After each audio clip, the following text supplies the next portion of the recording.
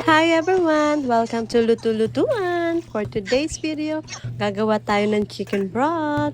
Pinakuluan ko lang ng 5 minutes yung paa ng manok. After that, hinugasan ko siya at binilad. Wala kasi akong oven guys, kaya binilad ko na lang. Maganda naman yung araw. Ngayon, lulutuin na natin siya. Lalagyan ko lang ng tubig. Tapos yung pinagkuluan ng mais, sinama ko na rin. Sayang din, pampalasa din yun.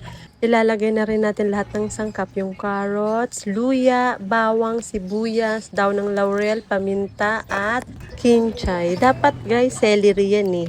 Namali ako ng pabili. After 1 hour ng pagpapakulo, nilagyan ko siya ng suka. Wala kasi akong apple cider vinegar dito, kaya na lang nilagyan ko.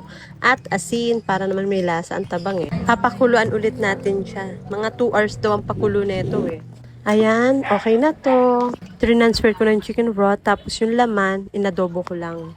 Thank you for watching! Eto na guys, ang ating jelly chicken broth.